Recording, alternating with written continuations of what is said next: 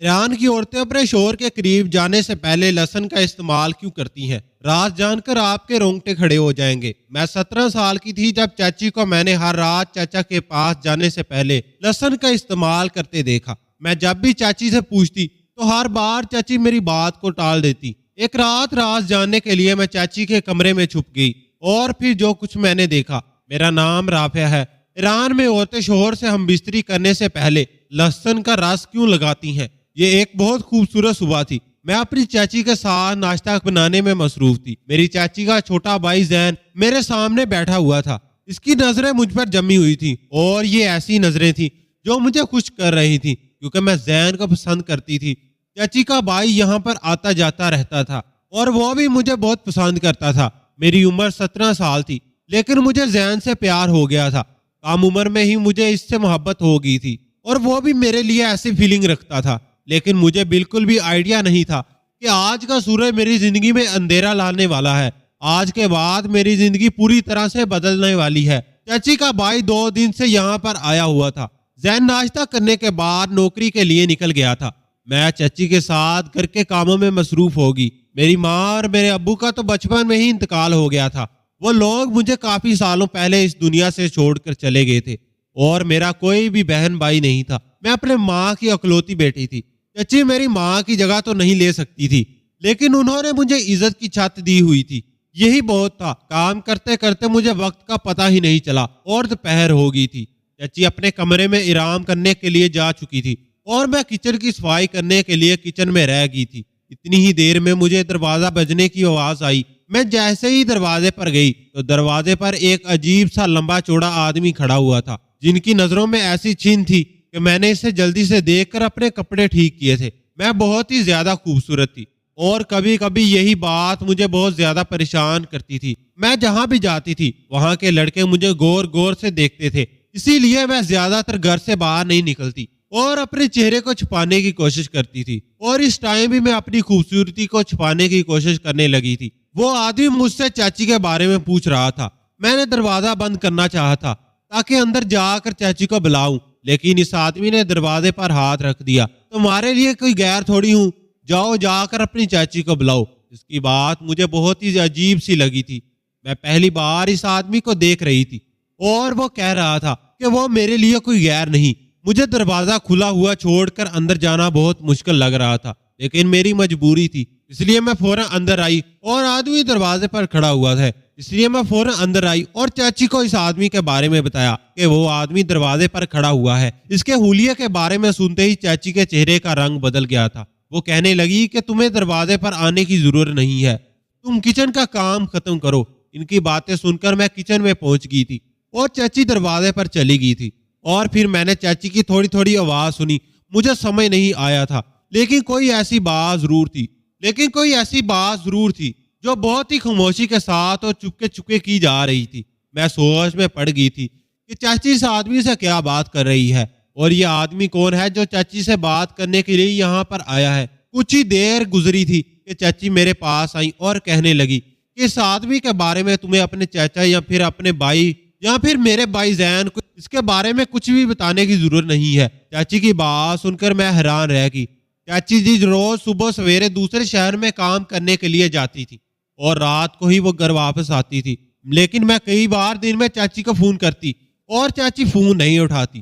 چاچا چاچی کی کوئی اپنی اولاد نہیں تھی، اس لیے چاچا مجھے اپنی بیٹی ہی سمجھتے تھے۔ چاچا جی میری بہت ہی زیادہ پرواہ کرتے تھے، اس لیے چاچی نے مجھے سختی سے سمجھا دیا تھا کہ مجھے انہیں کوئی بھی بات نہیں بتانی ہے، لیکن میرے دل میں اندر تجسس پیدا ہو گیا تھا کہ یہ آدمی کون ہے جس کے بارے میں چاچی سب سے چھپانا چاہتی ہے۔ مجھے تو وہ کوئی بدماش آدمی لگ رہا تھا، لیکن میری چاچی کا اس سے کیا تعلق تھا؟ فی الحال چاچی کی یہ بات سن کر میں نے اپنی زبان پر تالا لگا لیا تھا اور نہ ہی میں نے اس کے بارے میں زین سے کوئی بات کی اور نہ ہی چاچا کو اس بارے میں کچھ کہا۔ میں نے سوچ لیا تھا کہ آج نہیں تو کل خود یہ بات سب لوگوں کو پتہ چل جائے گی، نہ بھی کوئی تمام اور اچھی نہیں رہ سکتی۔ زین اس رات واپس گھر آ چکا تھا اور اسی رات میرے کمرے میں آیا اور کہنے لگا کہ میں جلدی ہی اپنی بہن سے تمہارے اور اپنے رشتے کے بارے میں بات کروں گا کہ اب جلدی ہی ہماری شادی ہو جائے گی۔ زین کی یہ بات سن کر میں ہنس دی تھی کیونکہ میں ابھی 17 سال کی تھی اور وہ 25 سال کا ہو گیا تھا۔ اور اب پھر اس کی پرماننٹ نوکری نہیں تھی، وہ بس تھوڑے سے پیسے پر کماتا تھا، پھر وہ مجھے کیسے اپنے گھر میں رکھتا؟ اتنی جلدی تو ہماری شادی ممکن ہی نہیں تھی، مگر زین کا کہنا تھا کہ کچھ باتیں ہیں جن کی وجہ سے وہ جلدی سے مجھ سے شادی کرنا چاہتا ہے۔ وہ اپنے لیے کسی اچھی نوکری کی تلاش ہر دن کر رہا ہے اور پھر اسے اچھی نوکری مل جائے گی۔ مجھے اس بات پر بھلا کیا اعتراض ہو سکتا تھا؟ میں نے اسے کہہ دیا کہ اگر چاچی مانتی ہے تو پھر مجھے کوئی اعتراض نہیں ہوگا۔ یہ سن کر زین کو بہت خوشی ہوئی تھی اور اس نے خوشی سے اپنے ہاتھوں میں میرے ہاتھوں کو تھام لیا تھا۔ اس کے اس طرح سے چھونے سے مجھے بہت شرم آ رہی تھی۔ وہ دن تو خاموشی سے گزر گیا تھا اور کچھ دن بعد وہ آدمی پھر سے ہمارے گھر آ گیا تھا۔ وہ آدمی آج سیدھا دروازے سے گھر کے اندر چلا آیا۔ اب کی بار چچی سے اپنے کمرے میں بٹھا دیا تھا۔ میں کچن میں موجود تھی، ابھی اچانک چاچی بھی کمرے میں آ گئی۔ انہوں نے ایک لہسن اٹھایا اور مجھ سے کہنے لگی، تمہیں میرے کمرے کی طرف آنے کی ضرورت نہیں ہے جب تک میں تمہیں خود آواز نہ دوں۔ میں نے اپنی چاچی کے ہاتھ میں لہسن پکڑا ہوا دیکھا تھا اور وہ خاموشی سے واپس اپنے کمرے میں چلی گئی تھی۔ مجھے کمرے کے دروازے کی آواز بند ہونے کی سنائی دی تھی۔ 2 گھنٹے ایسے ہی گزر گئے اور ہر طرف سناٹا چھایا ہوا تھا۔ تھوڑی دیر بعد میں 2 گلاس جوس لے کر چاچی کے کمرے کے دروازے تک جیسے ہی پہنچی، وہ دونوں آپس میں کچھ باتیں کر رہے تھے اور باتیں کرتے کرتے مجھے دیکھ کر تبھی خاموش ہو گئے۔ میری نظر خود و خود اپنی چاچی پر ٹھہر گئی تھی کیونکہ ان کی حالت کچھ بدلی سی محسوس ہو رہی تھی۔ ان کے بال تو اچھی طرح سے بندھے ہوئے تھے لیکن اب ان کے بال بکھرے ہوئے تھے اور کپڑے بھی عجیب حالت میں ہو رہے تھے۔ اس سے پہلے کہ میں اور غور سے چاچی کا جائزہ لیتی تو وہ آدمی چاچی کو کہنے لگا کہ یہ تمہاری بیٹی ہے، یہ تو بڑی خوبصورت اور جوان ہے، تم اس کی شادی کے بارے میں کیوں نہیں سوچتی؟ اس کے لیے تو تمہیں آسانی سے رشتہ مل جائے گا، اب اس کی عمر ہو رہی ہے، اب اس کے بارے میں سوچنا شروع کر دو۔ اس آدمی کی بات سن کر میں شرم سے پانی ہو گئی تھی۔ وہ میرے لیے انجان آدمی تھا۔ وہ نہ صرف میری جوانی کی تعریف کر رہا تھا بلکہ اس نے تو میری شادی کے بارے میں بات چھیڑ دی تھی۔ وہ پتہ نہیں کون تھا جو اتنا کھل کر میری چاچی سے باتیں کر رہا تھا اور چاچی بھی کہہ رہی تھی، ہاں اب اس کی شادی تو کرنی ہے، یہی میری ذمہ داری ہے۔ میری تو اب عمر ہو رہی ہے لیکن اب یہ جوان ہو گئی ہے۔ میں شرم کی وجہ سے فوراً وہاں سے نکل کر واپس آ گئی تھی۔ چاچی اس انجان آدمی کے سامنے جس طرح میری جوانی کے بارے میں باتیں کر رہی تھی، مجھے اس بات کا بہت برا لگ رہا تھا اور ان دونوں کے بیچ پھر سے باتوں کا سلسلہ شروع ہو گیا تھا۔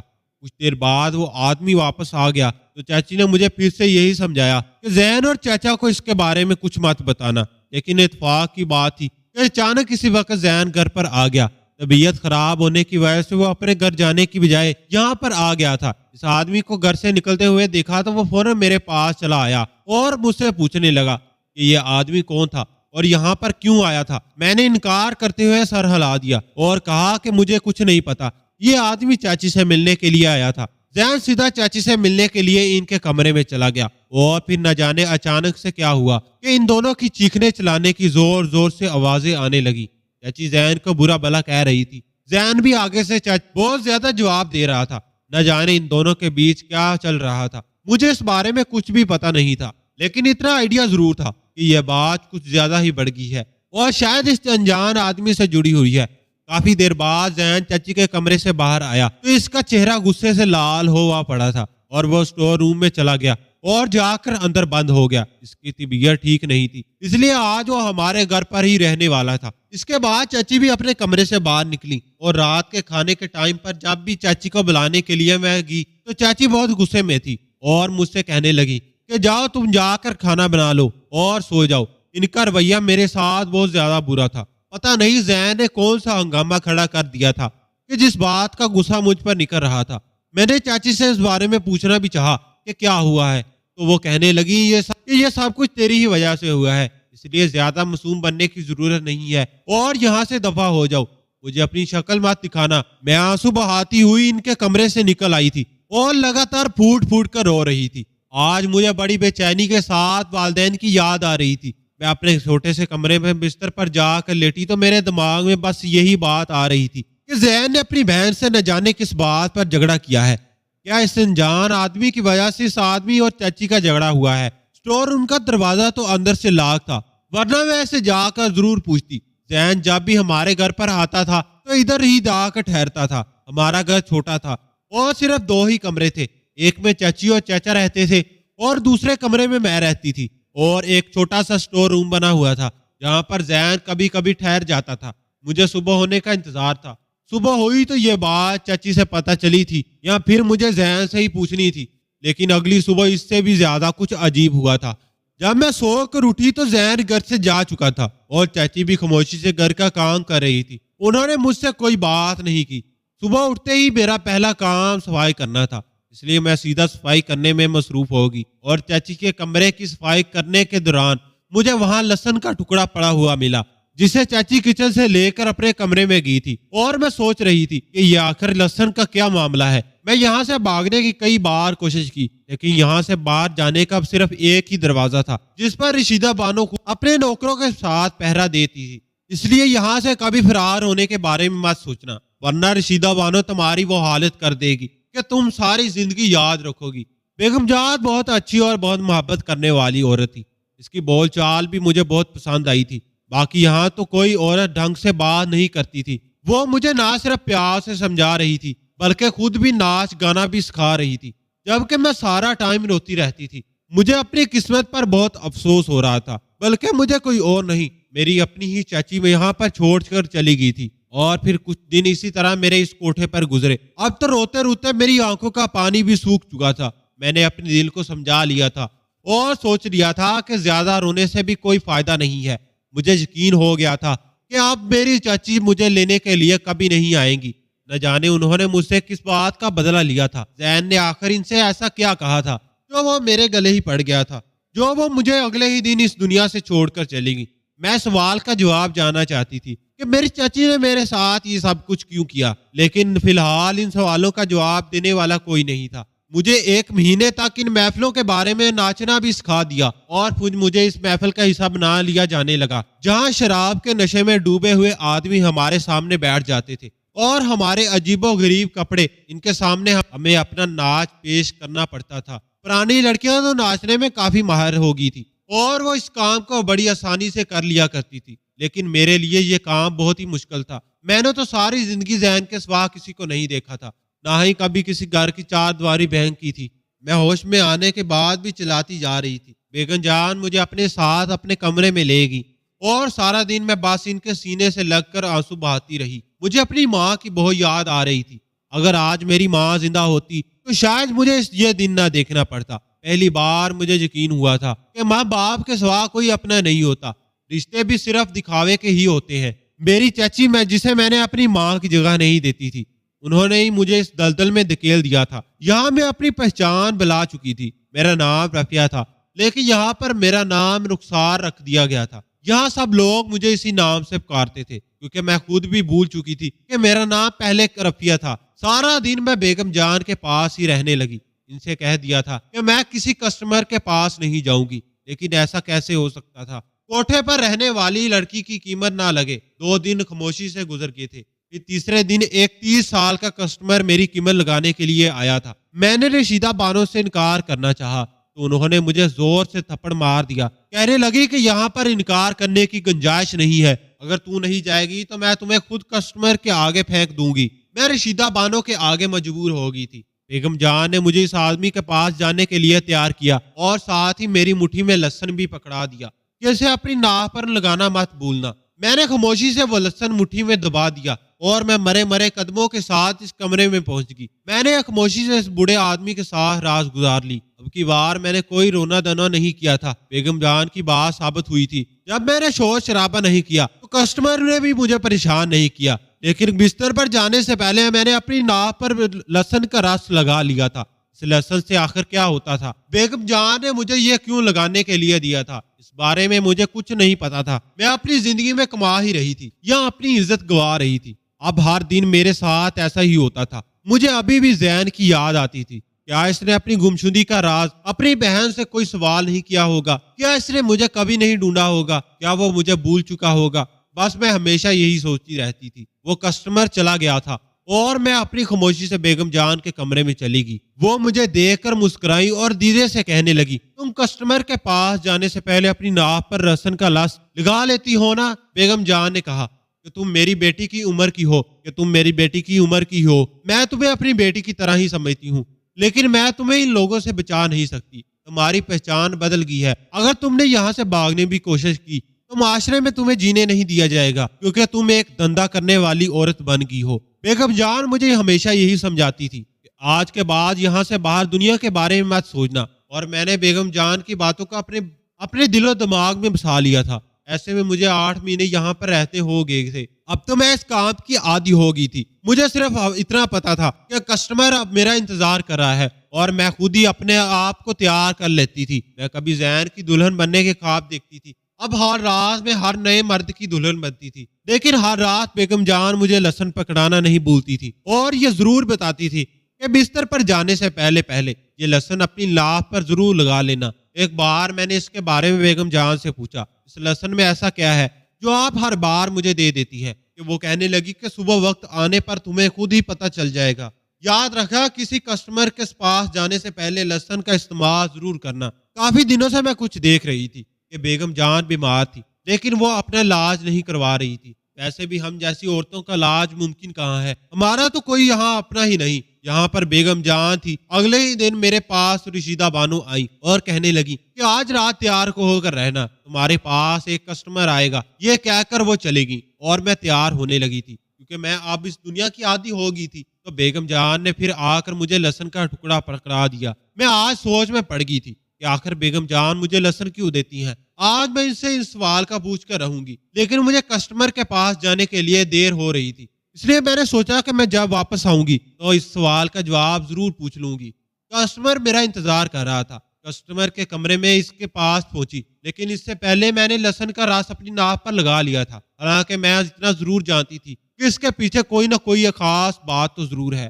میرے دماغ میں بار بار لہسن والی بات گھوم رہی تھی۔ اگر مجھے کوئی اس بارے میں بتا سکتا تھا تو صرف وہ بیگم جان تھی۔ آج میں نے فیصلہ کر لیا تھا، میں ان سے پوچھ کر رہوں گی۔ کبھی کبھی ہر بار مجھے لہسن کے بارے میں بتانا نہیں بولتی والے کے ساتھ اس کمرے میں موجود مرد کوئی اور نہیں جو نشے میں چور بستر پر بیٹھا ہوا تھا اور مجھے دیکھتے ہی وہ ایک پسند آئی ہو تو ویڈیو کو دوسروں کے ساتھ اور پھر میرے پاس آ کر حیرانی آئی ہو تو ویڈیو کو لائک کرو۔ تم یہاں کیا کر رہی ہو؟ میں نے کہ مزید سب کہاں تلاش نہیں کیا، میں نے اسے زور سے دھکا دیا اور اسے پیچھے ہٹا کر کہا، میں رفیہ نہیں ہوں، میرا نام رخسار ہے۔ مجھ میں اتنی ہمت نہیں تھی کہ میں رانیہ بن کر زین کا سامنا کرتی۔ میری عزت لوٹ چکی تھی، سالوں سے اس کوٹھے میں میری عزت نیلام ہو رہی تھی۔ زین نے آ کر میرے کندھوں سے پکڑ کر مجھے جھنجھوڑ دیا اور کہنے لگا، میں اچھی طرح جانتا ہوں تم میری رفیہ ہی ہو، تم یہاں تک کیسے پہنچی؟ مجھے تو میری بہن نے یہی بتایا تھا کہ تم کسی لڑکے کے ساتھ بھاگ گئی ہو۔ زین کی بات سن کر میرے ہوش اڑ گئے اور پھر میں نے اسے پوری کہانی سنائی۔ مجھے یہاں تک پہنچانے والا کوئی اور نہیں بلکہ اس کی اپنی ہی بہن۔ یہ بات سن کر وہ میرے قدموں بیٹھ کر رونے لگا اور اس نے میرے ہر سوال کا جواب دیا، اور اس نے مجھے بتایا کہ جب میری بہن کو تمہارے اور میرے افیئر کے بارے میں پتہ چلا تھا ابھی وہ تم سے نفرت کرنے لگی تھی، اس لیے وہ انجان آدمی کو اپنے فائدے کے لیے بلاتی تھی۔ کیونکہ چچا جی تو زیادہ تر گھر سے باہر ہی رہتے تھے، مجھے ان کے پلان کے بارے میں بھی پتہ چل گیا تھا، تبھی تو میں تمہیں دوسرے شہر لے جانے کی بات کرتا تھا۔ لیکن اس دن ہم لوگ بات کر رہے تھے تو وہ باتیں میری بہن نے سن لی تھی، اور وہ آدمی بہن سے ملنے کے لیے آتا تھا۔ میں اپنی بہن کی حرکتوں کو اچھی طرح سے جانتا تھا۔ جب چچا جی گھر پر نہیں ہوتے تو وہ غیر مردوں کے ساتھ تلق بناتی ہے۔ یہ بات تمہیں پتہ نہیں ہے، لیکن میں اس بات کو جانتا تھا۔ میں نے اپنی بہن کو کئی بار سمجھانے کی کوشش کی، وہ لگاتار چچا جی کو دھوکہ دیتی رہی، اور اس دن بھی مجھے اس آدمی کو گھر سے نکلتا ہوا دیکھ کر مجھے بہت غصہ آیا تھا، اور اس بات پر میری بہن سے بہت بڑا جھگڑا ہوا تھا۔ اس نے ایسے ہی اس دن میری بہن نے مجھے بتایا کہ تم کسی لڑکے کے ساتھ بھاگ گئی ہو۔ مجھے اس کی بات پر یقین نہیں ہو رہا تھا، لیکن انہوں نے رو دھو کر مجھے اس بات پر یقین دلوایا۔ لیکن پھر بھی میں نے تمہیں کئی جگہ تلاش کرنے کی کوشش کی، تم مجھے کہیں پر بھی نہیں ملی۔ انہوں نے چچا جی کو بھی یہی بتایا کہ آپ کی بھتیجی بھاگ گئی ہے، اور پھر مجھے بھی یہی لگنے لگا کہ تم نے مجھے دھوکہ دیا ہے۔ میں تم سے تمہاری چاچی کی طرف سے معافی مانگتا ہوں۔ تمہاری چاچی بہت بیمار ہے اور بستر پر پڑی ہوئی ہے، اسے اس کے کیے کی سزا مل چکی ہے، اور یہ سب کچھ ان کے ساتھ اس لیے ہوا ہے کیونکہ انہوں نے ایک بنا ماں باپ کی بچی کو اور اپنی غلطی چھپانے کے لیے انہوں نے ہمیں بیچ راستے پر چور چور کر کے چھوڑ دیا۔ زین روتے ہوئے مجھ سے معافی مانگنے لگا تھا کہ اس نے مجھے بہت زیادہ ڈھونڈنے کی کوشش بھی کی۔ زین مجھے اپنے ساتھ لے جانے کے لیے ضد کرنے لگا، لیکن میں نے اسے صاف انکار کر دیا تو وہ خاموشی سے وہاں سے چلا گیا۔ اس نے مجھ سے ضد اس لیے نہیں کی کیونکہ وہ جان چکا تھا کہ اب میں ایک کوٹھے والی ہوں اور اس حال میں وہ معاشرے میں قبول کرنے نہیں دے گا۔ زین کی حالت میری بے وفائی میں ایسی ہو گئی تھی، اس نے اپنے آپ کو شرابی بنا لیا تھا اور وہ کوٹھے پر بھی آنے لگا تھا۔ وہ اپنی رات پوری کیے بنا ہی وہاں سے شرمندہ ہو کر وہاں چلا جاتا تھا اور میں بیگم جان کے کمرے میں آ گئی تھی، لیکن جیسے ہی میں بیگم جان کے کمرے میں آئی تو یہ دیکھ کر حیران رہ گئی کہ بیگم جان بے ہوش زمین پر پڑی ہوئی تھی۔ میں نے ان کو چھو کر دیکھا تو ان کا جسم ٹھنڈا پڑا ہوا تھا، شاید وہ اس دنیا سے جا چکی تھی۔ یہ دیکھ کر میرے پیروں تلے سے زمین نکل گئی اور میری آنکھوں سے آنسو رک ہی نہیں رہے تھے۔ میں بیگم جان کو اپنا سب کچھ مانتی تھی اور آج وہ مجھے اس دنیا سے چھوڑ کر جا چکی تھی، لیکن ان کی مٹھی میں چٹھی تھی جس پر ان کی پوری کہانی لکھی ہوئی تھی۔ وہ کس طرح سے اس کوٹھے پر آئی تھی اور انہوں نے کس طرح سے اپنی زندگی گزاری تھی۔ چٹھی پر یہ بھی لکھا ہوا تھا کہ اس لہسن کو ناپ پر لگانے سے کیا ہوتا ہے۔ دراصل اس لہسن کو ناپ پر لگانے سے عورت پریگننٹ نہیں بلکہ طرح طرح کی بیماریوں سے بھی دور رہتی ہے۔ بیگم جان کے علاوہ یہ سب کچھ بتانے والا کوئی نہیں تھا، اس لیے وہ اتنی زیادہ بیمار ہو گئی تھی۔ لیکن جب انہیں اس بارے میں پتہ چلا تو انہوں نے یہ نسخہ مجھے پر آزمانا شروع کر دیا۔ انہیں میری صحت کی بہت فکر تھی، اس لیے وہ ہر بار مجھے لہسن پکڑانا نہیں بھولتی تھی۔ پر افسوس کی بات یہ تھی کہ بیگم جان اس دنیا سے جا چکی تھی اور اب کوئی مجھے اس لہسن پکڑانے والا نہیں تھا اور میں اب یہی کوٹھے پر اپنی بچی کچی زندگی گزار رہی ہوں۔ لیکن آج بھی مجھے بیگم جان کی یاد آتی ہے جسے میری اتنی فکر تھی۔ لہسن کا رس اپنی ناک پر لگانے سے مجھے آج تک کوئی بیماری نہیں ہوئی ہے اور نہ ہی میں کسی کسٹمر سے حاملہ ہوئی ہوں۔ دوستوں امید کرتی ہوں کہ آپ کو ہماری کہانی اچھی لگی ہوگی۔ کہانی پسند آئی ہے تو ویڈیو کو لائک شیئر کریں، چینل پر نئے ہیں تو ہمارے چینل کو سبسکرائب ضرور کریں اور ہاں ہمارے نوٹیفیکیشن بیل کو ضرور دبائیں تاکہ اگلی اپڈیٹ سب سے پہلے آپ کو ملے۔ ناظرین آپ کو آج کی ہماری یہ کہانی کیسی لگی کمنٹ باکس میں اپنی رائے کا اظہار ضرور کیجیے گا۔ ویڈیو پسند آئی ہو تو ویڈیو کو لائک شیئر کریں اور دوسروں کے ساتھ ضرور شیئر کریں۔ مزید اس طرح کے سبق امواز کہانی اور واقعات سننے کے لیے ہمارے چینل حماد وائس کو ضرور سبسکرائب کریں۔ شکریہ۔ لہسن کا رس اپنی ناک پر لگانے سے مجھے آج تک کوئی بیماری نہیں ہوئی ہے اور نہ ہی میں کسی کسٹمر سے حاملہ ہوئی ہوں۔ دوستوں امید کرتی ہوں کہ آپ کو ہماری کہانی اچھی لگی ہوگی۔ کہانی پسند آئی ہے تو ویڈیو کو لائک شیئر کریں، چینل پر نئے ہیں تو ہمارے چینل کو سبسکرائب ضرور کریں اور ہاں ہمارے نوٹیفیکیشن بیل کو ضرور دبائیں تاکہ اگلی اپڈیٹ سب سے پہلے آپ کو ملے۔ ناظرین آپ کو آج کی ہماری یہ کہانی کیسی لگی کمنٹ باکس میں اپنی رائے کا اظہار ضرور کیجیے گا۔ ویڈیو پسند آئی ہو تو ویڈیو کو لائک شیئر کریں اور دوسروں کے ساتھ ضرور شیئر کریں۔ مزید اس طرح کے سبق امواز کہانی اور واقعات سننے کے لیے ہمارے چینل حماد وائس کو ضرور سبسکرائب کریں۔ شکریہ۔